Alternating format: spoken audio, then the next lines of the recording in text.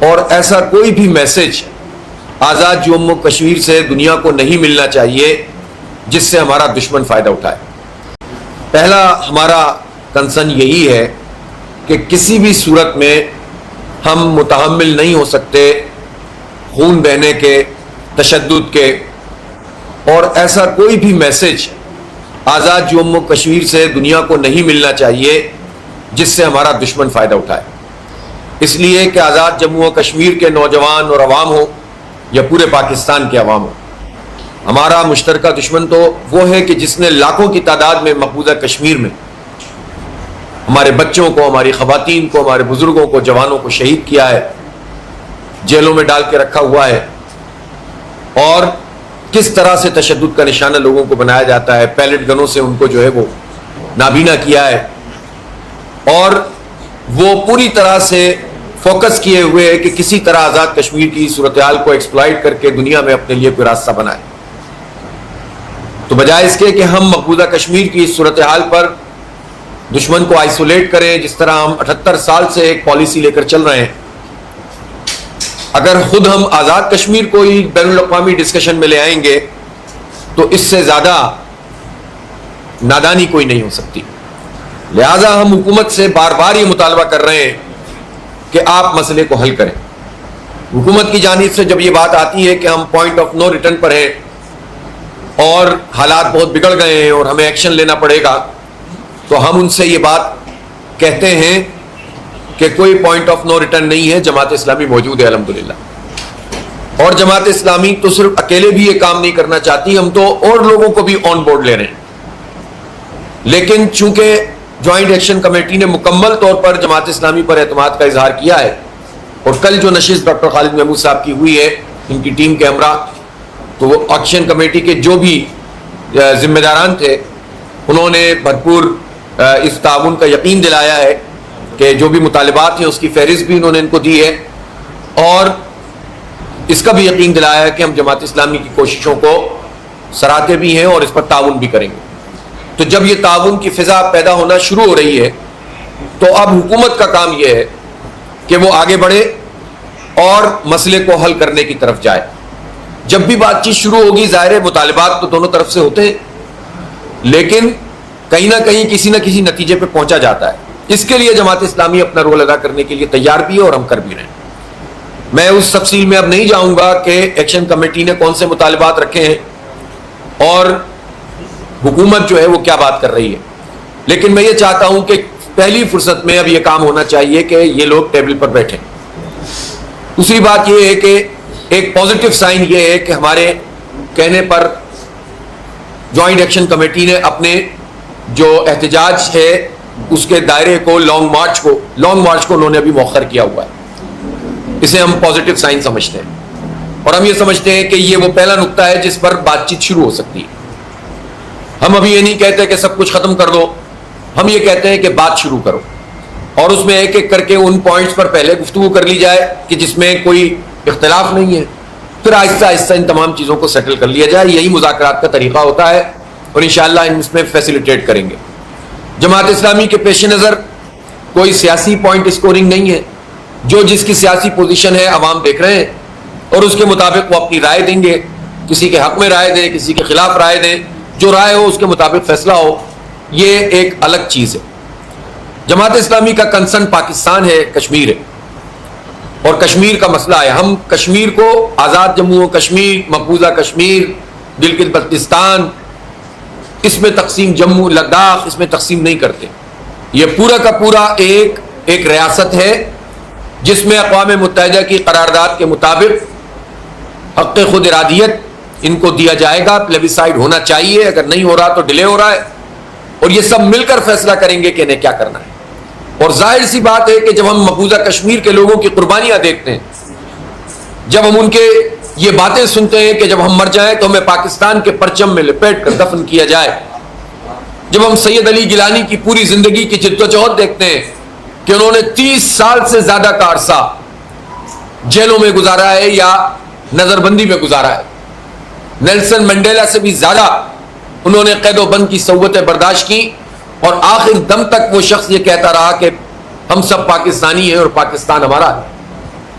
جب ہم یاسین ملک کو دیکھتے ہیں کہ وہ برسوں سے جیل میں موجود ہے اور اس کو جو ہے وہ عمر قید کی سزا اور موت کی سزا تک سنائی جا چکی ہے، جب ہم آسیہ اندرابی کو دیکھتے ہیں کہ طویل عرصے سے 2018 سے وہ جیل میں موجود ہیں، 8 سال ہو گیا ہے، کوئی پوچھنے والا نہیں ہے، جب ہم اپنے ہزاروں نوجوانوں کو دیکھتے ہیں کہ جو تشدد کا نشانہ بھارتی جیلوں میں بنتے ہیں، تو پھر اس کے بعد ہم یہ نہیں سوچ سکتے کہ ہم آزاد کشمیر کو الگ سمجھتے ہیں اور مقبوضہ کشمیر کو الگ سمجھتے ہیں. یہ سب مل کر انشاءاللہ تعالی اس جبر سے اور ظلم سے نجات حاصل کریں گے.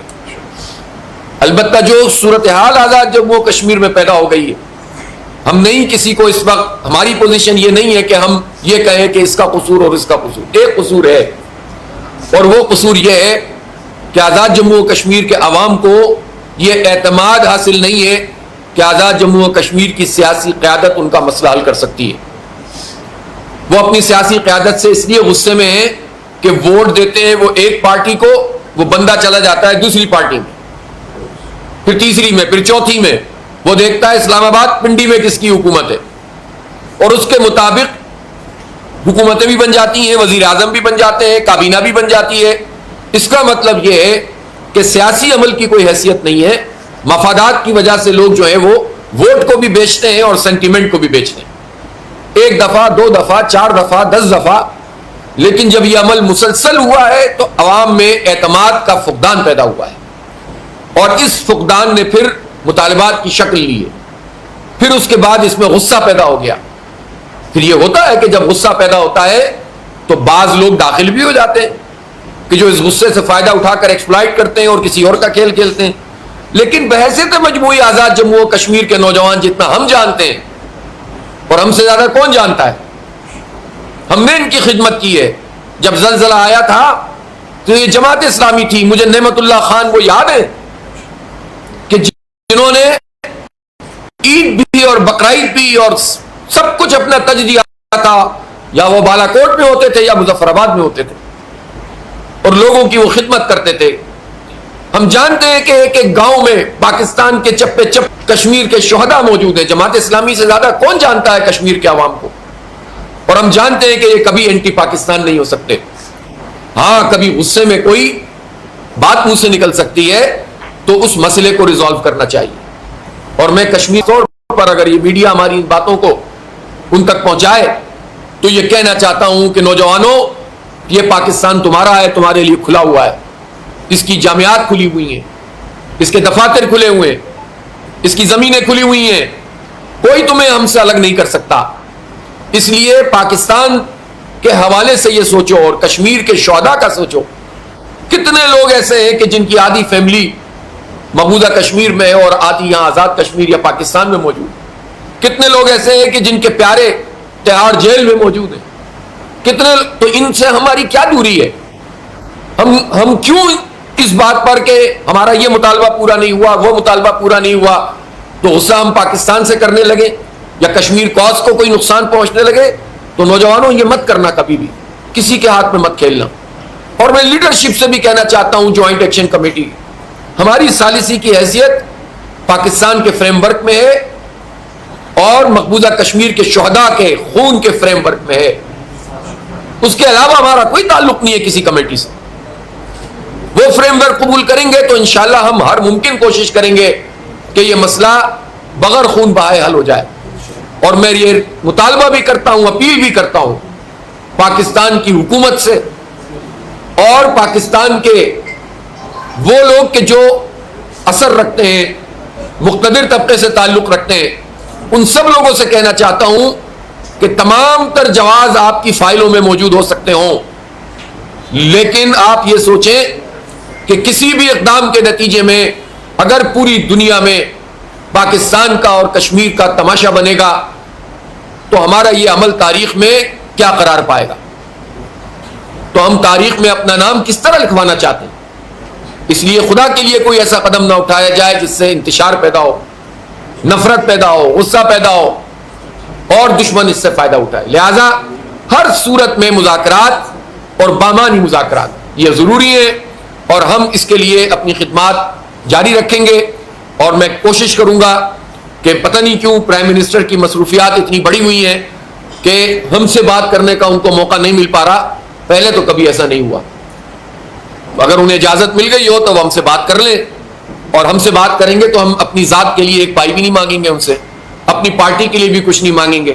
جو چیز ہم چاہتے ہیں ان سے وہ یہ چاہتے ہیں کہ یہ کشمیر کا مسئلہ ریزالو ہو, پرامن طریقے سے مسئلہ حل ہو, اور ہم زیادہ سے زیادہ ہم کہیں گے پیٹرولیم پرائسز کم کرو, لیوی کو ختم کرو, آئی پی پی مافیا کو لگام دو. ہم یہ مانگیں گے کہ بجلی کی قیمت کم کرو, ہم کہیں گے گیس کی قیمت کم کرو, ہم کہیں گے کہ تعلیم کا موقع پاکستان کے نوجوانوں کو دو, ہم کہیں گے کہ IMF کی غلامی سے نجات حاصل کرو, ہم کہیں گے کہ آپ جو ہے امت کے ترجمان بنو. اور ہماری کیا بات ہے, تو آپ ہم سے بات کر لیجئے, انشاءاللہ آپ کو فائدہ ہی ہوگا, اور انشاءاللہ اللہ نے چاہا تو یہ مسئلہ اچھے طریقے سے ریزالو بھی ہوگا, اور مجھے یقین ہے کہ بد امنی سے اور انتشار سے ہم بچ سکیں گے. ابھی کے لیے اتنا ہی, کوئی سوال ہو تو آپ کر سکتے ہیں. میرا سوال یہ کہ آپ نے کل مو سے ملاقات کی, آپ کہہ رہے ہیں کہ ایکشن کمیٹی سے بھی آپ کی ملاقات کی, اب آپ نے ان کے کچھ مطالبات ہیں اس کے کچھ ڈاکومنٹس بنا دیے ہیں جو حکومت کو دینا ہے. ظاہری بات ہے فیصلہ تو پھر مرکزی حکومت نے کرنا ہے, اور دوسرا یہ تھا کہ وہاں الیکشن ہونے جا رہے ہیں, تو اس حوالے سے آپ کیا چاہتے ہیں, الیکشن وقت پہ ہوں یا ڈیلے ہوں؟ اچھا, ظاہر ہے کہ جو مطالبات ہیں وہ بھی, اس کی بھی ایک فہرست بن گئی ہے, اور جب ہماری حکومت سے بات ہوگی تو ان کی طرف سے بھی کوئی چیز ہوگی, اور ہم یہ چاہیں گے کہ اس کو, اگر تو حکومت اس قابل ہو کہ ہمیں بیچ سے نکال کر وہ خود سے کچھ کرنا چاہتی ہے تو سو بسم اللہ, ہمیں کیا مسئلہ ہے, مسئلہ حل ہونا چاہیے. لیکن اگر وہ مسئلہ حل نہیں کر سکتے تو اس کے لیے ہم نے اپنے آپ کو پیش کیا ہوا ہے. تو میرا خیال ہے کہ مجھے امید ہے کہ یہ سلسلہ بھی شروع ہو جائے گا. اور دوسری بات, جہاں تک آپ الیکشن کی بات کر رہے ہیں, تو دیکھیں میں اس وقت اگر میں الیکشن کے فضائل پر گفتگو کروں گا تو وہ تو اپنی جگہ موجود ہے, وہ تو آئین میں موجود ہے, قانون میں موجود ہے. جمہوریت تو جنگوں میں بھی الیکشن دنیا میں یہ مثالیں موجود ہیں. لیکن میں اس لیے اس پر بات نہیں کر رہا کہ اگر یہ مذاکرات اچھے طریقے سے حل ہو جاتے ہیں, خون خرابہ بند ہو جاتا ہے, بدامنی ختم ہو جاتی ہے, مسئلہ حل ہو جاتا ہے, تو الیکشن اچھے ماحول میں ہو جائے گا اور کسی کو بھی اس پر سوال کرنے کا موقع نہیں ملے گا. تو حکومت اچھے ماحول میں الیکشن کرانا چاہتی ہے تو اس مسئلے کو ریزالو کریں, ورنہ خواہ میں ایک ایسی چیز پیدا ہوگی جس میں سوالات رہیں گے ہمیشہ, اور یہ سوالات تعاقب کرتے رہیں گے. اس لیے ہم یہ کہتے ہیں کہ حکومت سے کہ وہ امن کو موقع دیں اور آگے بڑھیں اور اس مسئلے کو ریزالو کریں. یہ بتائیں کہ آپ نے کہا کہ اگر وزیر اعظم کو دوسرا فریق حکومت پاکستان ہے, کیا حکومت آزاد کشمیر بھی بطور فریق ساتھی کی آپ کی میں موجود ہے؟ اصولی طور پر تو آزاد جموں و کشمیر کی حکومت کو ہی رول پلے کرنا چاہیے اور کرنا چاہیے تھا. بدقسمتی سے انہوں نے اپنے پورے کنڈکٹ سے, ان پارٹیوں نے اپنے آپ کو اس قابل نہیں چھوڑا ہے کہ وہ ان پر کوئی اعتماد کر سکے. اس کے باوجود ہم یہ چاہیں گے کہ جو بھی دیکھیں نا, ہمیں بھی اپنی حکومت سے بہت سارے اختلافات ہیں. ہم بھی انہی پریس کانفرنسوں میں کہتے ہیں اور کہتے رہیں گے کہ یہ فارم 47 کی حکومت ہے. ہم بھی کہتے ہیں کہ ان کی نمائندگی پراپر نہیں ہے, لیکن حکومت ہوتی ہے تو بات تو اسی سے کرنی ہے نا.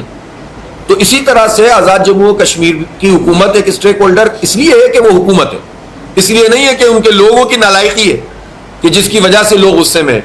تو بحیثیت مجموعی آزاد جموں و کشمیر کی حکومت کے ساتھ ہی معاہدہ ہوگا جو کچھ بھی ہوگا, اور اس میں پاکستان کی گورنمنٹ کا بھی اب حصہ ہوگا, اس لیے کہ بات آگے نکل گئی ہے.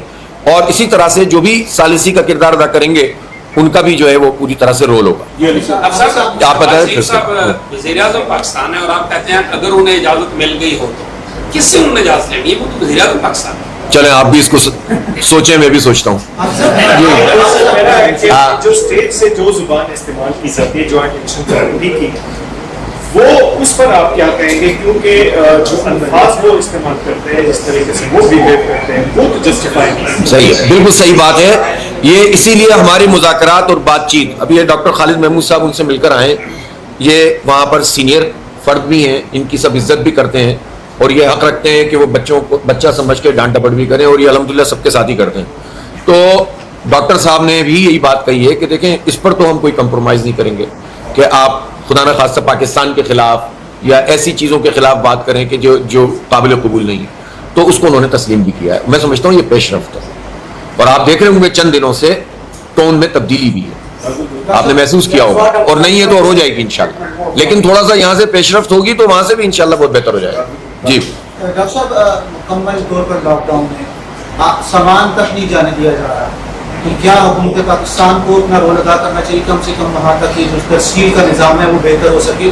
دوسرا, 80 سال ہو گئے, یعنی 8 دہائیاں گزر گئی اور ہم نے سفارتکاری کے ذریعے آزاد کشمیر اور مسئلہ کشمیر کو دنیا تک پہنچایا, لیکن آج کس کی نالائکی ہے کہ دفتر خارجہ یہ کہہ رہا ہے کہ ہم ایکشن کمیٹی کے ساتھ ہیں ہندوستان کے دفتر خارجہ, اور یہ 80 سال سفارتکاری کہاں ہے اور کس کی ناکامی؟ جو ترسیل کا معاملہ ہے اس پر تو ہم پہلے دن سے یہ بات کہہ رہے ہیں کہ پنجاب حکومت یا وفاقی حکومت کسی بھی صورت میں وہاں اشیاء خرد و نوش کو خاص طور پر اور باقی تمام سامان ترسیل کو نہ روکے. یہ اچھا میسج نہیں ہے, اور آپ اگر یہ سمجھ رہے ہیں کہ اس کے ذریعے سے کوئی پریشر ڈیولپ ہوگا تو یہ اس پریشر کا کوئی فائدہ نہیں ہے, اس سے نقصان ہوگا. عوام کو دشمن کیوں بناتے ہیں؟ اب پتہ, یہ تو ضروری نہیں نا ہر کوئی جوائنٹ ایکشن کمیٹی کا حامی ہو, تو اس کا تو مطلب ہے کہ آپ تو سبھی کو اپنا دشمن بنا لیں گے, سب کو ان کی طرف دھکیلتے ہیں. یہ کوئی سیاسی جو ہے طور پر بھی کوئی اچھا فیصلہ نہیں ہے. اگر کوئی بھی سیاسی عمل کو آگے بڑھانا چاہتا ہے تو میں تو نہیں سمجھتا کہ یہ اس طرح کے چیزوں سے یہ کوئی فائدہ ہوتا ہے. فوری طور پر ان ساری چیزوں کو اوپن کیا جائے اور جو بھی سامان یہاں سے وہاں جاتا ہے وہاں تک عوام تک پہنچنا چاہیے. جہاں تک آپ کے سفارتکاری کی بات ہے, صحیح بات یہ ہے کہ بہت تکلیف ہوتی ہے. موقع دیا گیا ہے تو موقع حاصل کر رہا ہے نا بھارت کی پوزیشن تو یہ ہے کہ وہ تو اپنے 6 جہازوں کا جواب ہی آج تک نہیں دے پا رہا. ابھی 3 دن پہلے اس نے باقاعدہ اپنے مرنے والے فوجیوں کو اس نے ڈکلیئر کیا ہے. وہ تو اس پوزیشن پہ کھڑا ہوا ہے اور آئسولیٹ ہوا ہے. ایسے جبھی تو ہم کہہ رہے ہیں بار بار کہ ایسا کیوں موقع پرووائڈ کرتے ہیں کہ جس میں وہاں سے اس طرح کے بیانات آنا شروع ہوں. ہم نے جوائنٹ ایکشن کمیٹی سے بھی یہ بات کہی ہے کہ اگر آپ کی صفوں میں بھی کوئی ایسا فرد موجود ہے خدا نہ خواستہ, تو پھر آپ کی ذمہ داری ہے کہ آپ اسے اپنے سے جدا کریں. اور انشاءاللہ آپ دیکھیں گے کہ اس میں پیش رفت ہو بھی رہی ہے اور ہوگی. اگر کوئی ایسے لوگ ہوں گے جس طرح کے, یعنی بیان بازی میں کمی آئی ہے اور اسی طرح سے موقف میں بھی اس حوالے سے بہتری پیدا ہوئی ہے, تو یہ اسی لیے کہ ہم ان سے کمیونیکیٹ کر رہے ہیں. کمیونیکیٹ نہیں کریں گے تو پھر کیسے آپ جو ہے وہ چیزوں کو بہتر کریں گے؟ تو اس لیے بندوق کے ذریعے سے مسئلے وقتی طور پر اگر حل بھی ہو جاتے ہیں تو نسلوں میں منتقل ہو جاتے ہیں. اور کشمیر کی جو حساسیت ہے وہ ایسی نہیں ہے کہ جس کو آپ کسی اور چیز پر محمول کریں. ڈاکٹر صاحب میرا سوال آپ سے, آپ کی ملاقات ہوئی ایکشن کمیٹی والوں سے, تو ایک کام کریں, ہم نے ان کو کہا ہے کہ یہ بات نہیں کریں گے. میرا سوال بڑا جنرل مجھ سے کر لیں, میں بتا دوں گا. آپ سے سوال ہے جی, یہ جو ایکشن کمیٹی والے ہیں یہ صرف آزاد کشمیر کے 13,000 مربع کلومیٹر کے علاقے کی بات کرتے ہیں, جبکہ جموں اینڈ کشمیر کا ٹوٹل جو رقبہ 2,20,000 مربع کلومیٹر ہے. اس میں لداخ شامل ہے, کینیا شامل ہے, جموں بھی شامل ہے. ان لوگوں کی یہ بات کہوں گے میں نے ان کے پلیٹ فارم سے ایسی کوئی بھی بات نہیں کہ ان لوگوں سے ہمدردی کی جائے یا ان کو ضرورت ختم ہوتے ہیں ان کے بات. ایک مرتبہ امن کو موقع دیں, پورے آزاد کشمیر کا ہر فرد انشاءاللہ پورے کشمیر کی بات کرے گا, پورے پاکستان کی بات کرے گا انشاءاللہ. سر میرا سوال یہ ہے کہ انڈائریکٹلی جو اس وقت میٹنگ ہو رہی ہے یہاں پہ بھی آپ ایکشن کمیٹی کی جانب سے جو مطالبات ایک سائڈ اس میں جو ڈیڈ لائن ہے کہ دھرنا ختم ہو جائے, یہ کہنا چاہیے اس میں کس حد تک یہ کہا گیا ہے کہ آپ اپنے اور جو کمیٹی ہے جو پہلے وفاقی گزر کی کمیٹی تھی آج کل وفاقی گزر کے بیانات کیا وہ واضح کر رہے ہیں, وہ کمیٹی ان سے تو کوئی ملاقات ہوگی, وہ کیا کہہ رہے ہیں خبر کہاں پہ وفاقی حکومت ہے کہ نہیں, ابھی تو دیکھیں حکومت کی طرف سے کوئی پیش رفت نہیں ہو رہی نا. چلیں وہ ان سے ڈائریکٹ نہیں کر رہے تھے تو ہمارے ذریعے سے کر لیں, جو آپ کو اچھا لگتا ہے اس کے ذریعے سے کر لیں. لیکن اچھا لگنے سے کچھ نہیں ہوتا, یعنی بات اس کے ذریعے سے ہونی چاہیے جس کا اعتماد دونوں طرف موجود ہے. تو حکومت کو ہی یہ کام کرنا چاہیے, بات چیت کرنی چاہیے.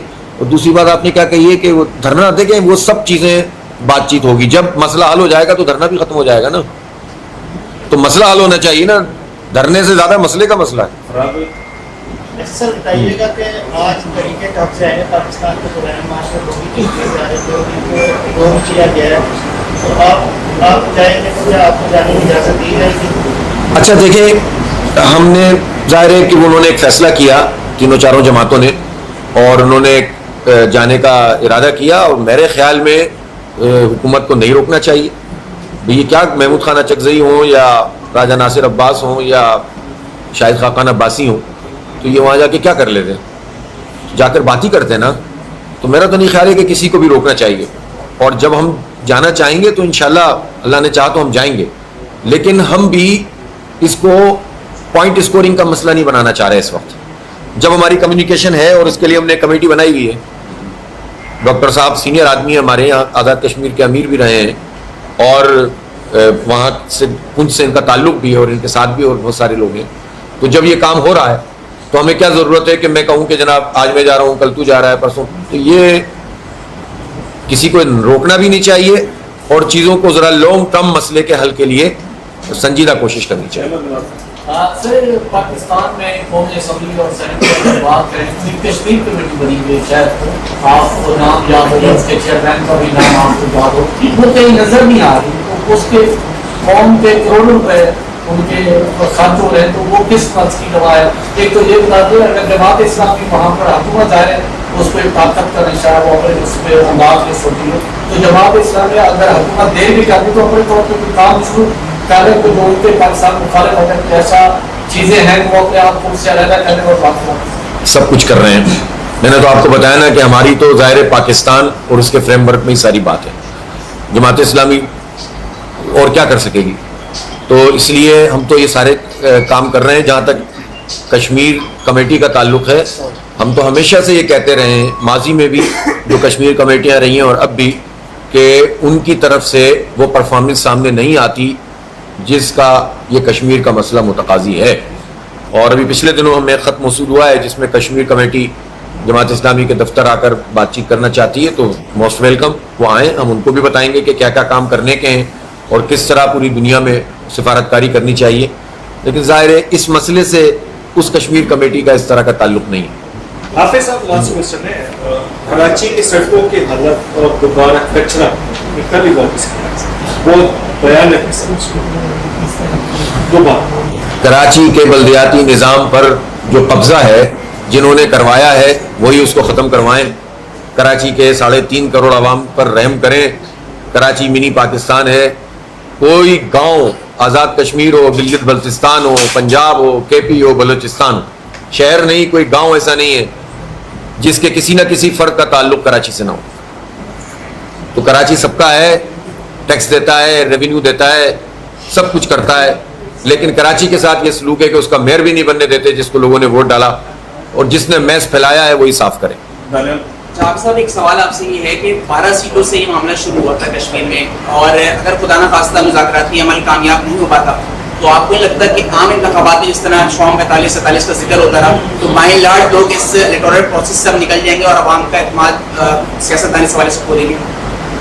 देखिए, मसला 12 सीटों में मैनेवरिंग का नहीं है। 33 सीटों में कौन सा जो है वो दूध शहद की नहरें बहती हैं, और वो उनके मैंडेट के मुताबिक कौन से फैसले होते हैं। तो 33 सीटें हों या 12 सीटें हों, मसला तो पूरे जमहूरी प्रोसेस का है कि जब ये पूरा जमहूरी प्रोसेस यरगमाल बना लिया जाता है या मफाद परस्ती का की अलामत बन जाता है, तो अब आप मुझे बताएं कि 12 सीटें तो चलें अभी आप एक तरफ रखें, ये 33 वाले भी तो सब में शामिल होते हैं ना। जब बंदर बांट हो रही होती है, एक वज़ीर आज़म बन रहा है, फिर दूसरी का बंदर पार्टी का, तीसरी पार्टी का, चौथी पार्टी का, तो सिर्फ 12 सीटों से थोड़ी फ़र्क पड़ता है। 33 की 33 और 12 की 12 सब शामिल होती हैं। हम इसीलिए कहते हैं कि इलेक्शन की इलेक्टोरल रिफॉर्म्स की ज़रूरत है। आज़ाद जम्मू और कश्मीर को भी, पाकिस्तान को भी मुतनासिब नुमाइंदगी पर इंतखाब होना चाहिए, और अब दुनिया में जो जदीद ज़राए मौजूद हैं वोट को सिक्योर करने के, वो इख्तियार होने चाहिए, और इसी तरह से जो है आज़ाद इलेक्शन कमीशन होना चाहिए। तो ये तो पूरा खुद एक अलग मौजू है। तो जहाँ तक 12 सीटों का ताल्लुक़ है, एक बात उसूली है कि मकबूजा कश्मीर के अवाम की नुमाइंदगी, उसको तो हम माइनस करने के हक़ में नहीं हैं, लेकिन 12 सीटों के कैसे होने चाहिए, कितनी होनी चाहिए, क्या फ्रेमवर्क हो, उस पर तो आम तौर से भी निगोसिएशन हो सकती है, तो इस मौके पे क्यों नहीं हो सकती? बहुत शुक्रिया। अच्छा जी, सर, आपने उनकी जो डिमांड थी इस टाइम आई है पहले शुरू से जो वफाकी हुकूमत के 2 दफ़ा उनके साथ माहदे हुए, माहदे के अंदर एक ही चीज़ के ऊपर डर रहा था जो 12 सीटों का। आपने उनका सेटिंग ऑफ डिमांड देखा या उनके जो 38 मुतालबात हैं, 38 मुतालबात में से अगर एक ये मुतालबा निकाल के लिया जाए तो क्या उनके जो बाकी 37 मुतालबात हैं उनमें से कोई भी एक ऐसा है कि जो पाकिस्तान के खिलाफ हो, जो भारत को सपोर्ट कर रहा हो? क्या है वो डिमांड जो है वो बुनियादी इंसानी जरूरियात की नहीं है? 70-80 साल से लोग वहाँ पे बात समझ में आ गई। रोड है, रोड का आपने कराची में जैसे उसको करें तो लोगों की जनरल डिमांड है, उसमें कहाँ से भारत का कोई एलिमेंट आ गया है और कैसे जाना है? उसमें सवाल क्या है? ये तो आपने जवाब दिया है। तो बात सही है कि जो जायज़ अवामी मुतालबात हैं उनको पूरा होना चाहिए। उसके लिए एहतजाज की ज़रूरत ही क्यों पड़ती है? लोगों, हुकूमत का काम होता है कि वो लोगों की ज़रूरियात पूरी करें, तालीम की, सेहत की, रोज़गार की, इंफ्रास्ट्रक्चर की। तो वो तो उसका जो डी नोटिफाई जिनको किया गया है वो ख़त्म होना चाहिए और दोबारा से उन सब चीज़ों के ऊपर काम होना चाहिए। जो जो मुतालबात जेन्युइन थे, जायज़ थे, उनको पूरा करना चाहिए।